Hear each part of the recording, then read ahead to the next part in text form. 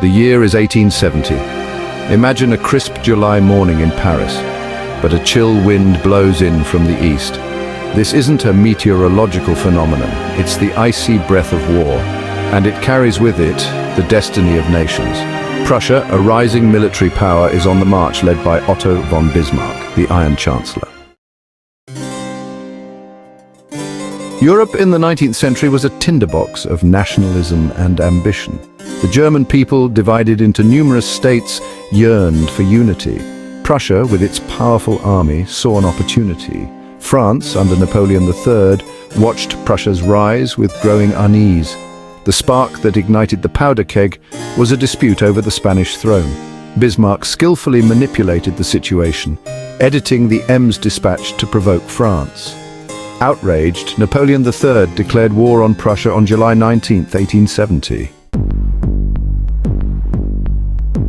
Otto von Bismarck, the architect of German unification, was a complex and ruthless figure.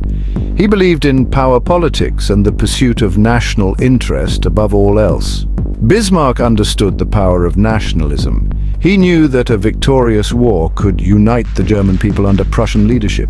He had carefully prepared for this moment, forging alliances and modernizing the Prussian army. Bismarck found a capable military partner in Helmut von Moltke the Elder, a brilliant strategist. The Franco-Prussian War was a clash of two very different armies. The Prussian army was better equipped, better trained, and better led. The Dreiser needle gun allowed Prussian soldiers to fire 5 shots per minute. The war began with a series of swift Prussian victories. At the Battle of Wissembourg, Prussian troops stormed French positions with devastating speed. The decisive battle of the war took place at Sedan, where Napoleon III was forced to surrender. The Prussians advanced on Paris and a grueling 4-month siege began. The Franco-Prussian War was more than just a clash of armies. It was a human tragedy. Consider the story of Jean-Baptiste d'Hauteville, a young French soldier.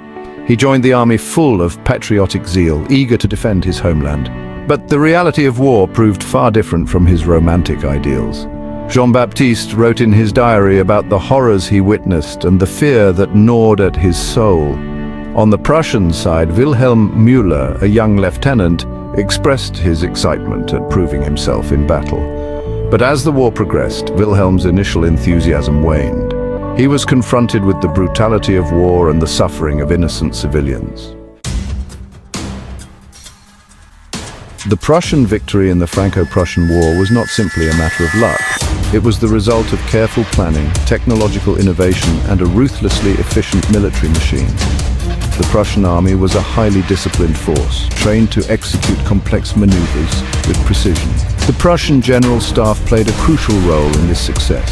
Unlike the French army, the Prussians had developed a system of command and control that was both efficient and adaptable.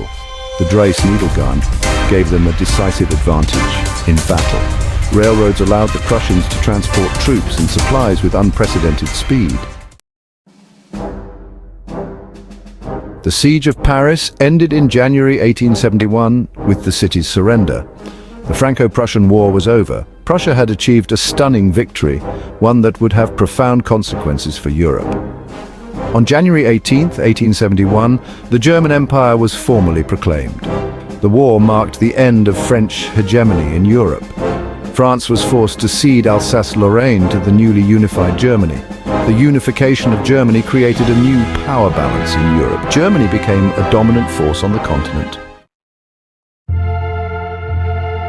The Franco-Prussian War was a watershed moment in European history. It marked the end of an era, shattering the old order and ushering in a new one defined by German power. The war's legacy continues to resonate today. The territorial disputes it ignited and the national identities it helped to forge cast a long shadow over the 20th century. The echoes of 1870 can still be heard in the halls of power and in the classrooms where history is taught. The war serves as a stark reminder of the human cost of conflict. It highlights the enduring power of nationalism.